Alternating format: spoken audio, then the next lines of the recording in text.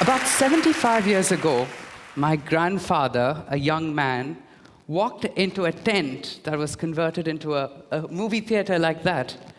And he fell hopelessly in love with the woman he saw on the silver screen. None other than Mae West, the heartthrob of the 30s. And he could never forget her.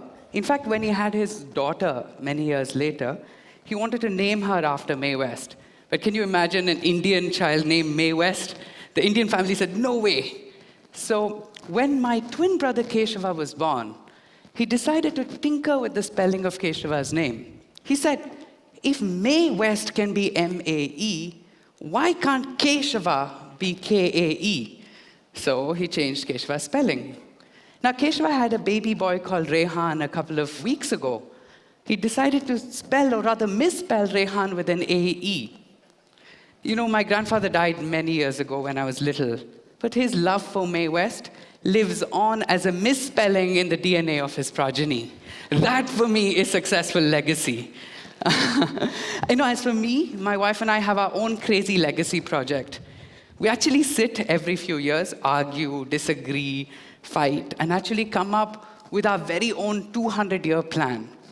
Our friends think we are mad. Our parents think we are cuckoo. Because, we both come from families that really look up to humility and wisdom, but we both like to live larger than life. I believe in the concept of a Raja Yogi. Be a dude before you can become an ascetic. This is me being a rock star, even if it's in my own house. So when Netra and I sat down to make our first plan 10 years ago, we said, we want the focus of this plan to go way beyond ourselves. What do we mean by beyond ourselves? Well, 200 years, we calculated, is at the end of our direct contact with the world. That's nobody I'll meet in my life will ever live beyond 200 years.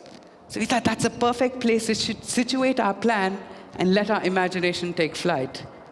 I never really believed in legacy. What am I going to leave behind? I'm an artist. Until I made a cartoon about 9/11. It caused so much trouble for me. I was so upset. A cartoon that was meant to be a cartoon of the week ended up staying so much longer. Now I'm in the business of creating art that will definitely even outlive me. And I think about what I want to leave behind through those paintings. The 9/11 cartoon upset me so much that I decided I'll never cartoon again. I said I'm never going to make any honest public commentary again. But of course, I continued creating artwork that was honest and raw because I forgot about how people reacted to my work. Sometimes forgetting is so important to remain idealistic. Perhaps loss of memory is so crucial for our survival as human beings. One of the most important things in my 200-year plan that Netra and I write is what to forget about ourselves. We carry so much baggage from our parents, from our society, from so many people, fears, insecurities. And our 200-year plan really lists all our childhood problems that we have to expire. We actually put an expiry date on all our childhood problems. The latest date I put was I said, I am going to expire my fear of my leftist feminist mother-in-law. And today is the date. She's watching. Anyway, I really make decisions all the time about how I want to remember myself. And that's the most important kind of decisions I make. And this directly translates into my paintings. But like my friends, I can do that really well on Facebook, Pinterest, Twitter, Flickr, YouTube, name it, I'm on it.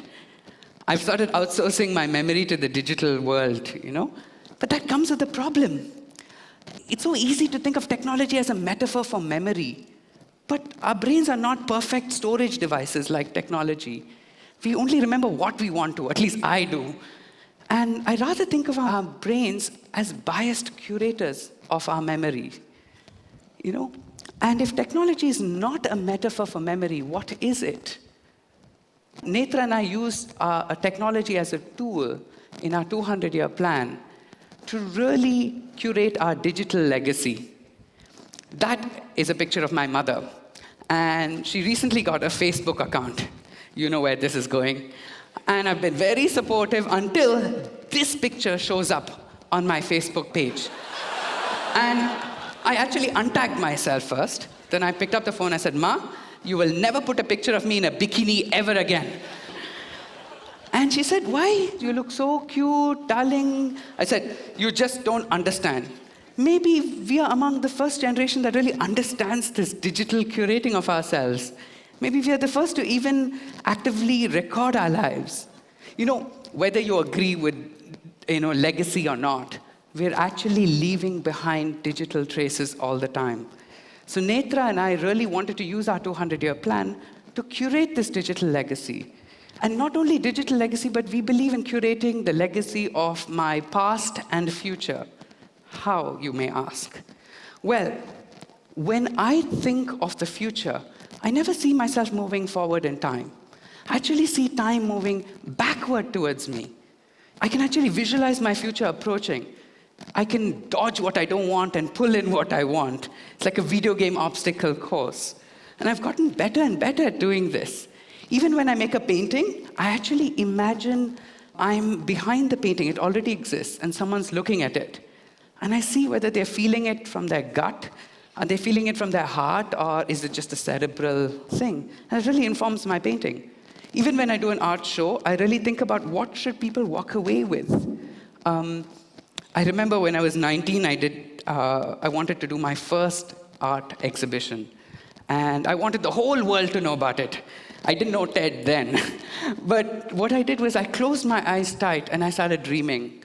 I could imagine people coming in, dressed up, looking beautiful, my paintings with all the light. And in my visualization, I actually saw a very famous actress launching my show, giving credibility to me. And I woke up from my visualization and I said, who was that? I couldn't tell if it was Shabana Azmi or Rekha, two very famous Indian actresses, like the Meryl Streeps of India. As it turned out, next morning I wrote a letter to both of them. And Shabana Azmi replied and came and launched my very first show 12 years ago. And what a bang it started my career with. You know, when we think of time in this way, we can curate not only the future, but also the past. This is a picture of my family, and that is Netra, my wife. She's the co-creator of my 200-year plan. Netra is a high school history teacher. I love Netra, but I hate history. I keep saying, Nate, you live in the past while I'll create the future, and when I'm done, you can study about it. She gave me an indulgent smile, and as punishment, she said, tomorrow, I'm teaching a class on Indian history, and you are sitting in it, and I'm grading you. I'm like, oh, God. I actually went and sat in on her class. She started by giving students primary source documents from India, Pakistan, from Britain. And I said, wow. Then she asked them to separate fact from bias. I said, wow, again. Then she said, choose your facts and biases and create an image of your own story of dignity. History as an imaging tool? I was so inspired. I went and created my own version of Indian history. I actually included stories from my grandmother. She used to work for the telephone exchange, and she used to actually overhear conversations between Nehru and Edwina Mountbatten. And she used to hear all kinds of things she shouldn't have heard. But, you know, I include things like that. This is my version of Indian history. You know, if this is so, it occurred to me that maybe, just maybe, the primary objective of our brains is to serve our dignity. Go tell Facebook to figure that out. Netra and I don't write our 200-year plan for someone else to come and execute it in 150 years. Imagine receiving a parcel saying from the past, okay, now you're supposed to spend the rest of your life doing all of this. No, we actually write it only to set our attitudes right. You know, I used to believe that education is the most important tool to leave a meaningful legacy. Education is great. It really teaches us who we are and helps us contextualize ourselves in the world. But it's really my creativity that's taught me that I can be much more than what my education told me I am. I'd like to make the argument that creativity is the most important tool we have. It lets us create who we are and curate what is to come. I like to think, thank you. I like to think of myself as a storyteller, where my past and my future are only stories, my stories, waiting to be told and retold. I hope all of you one day get a chance to share and write your own 200-year story. Thank you so much. Shukran.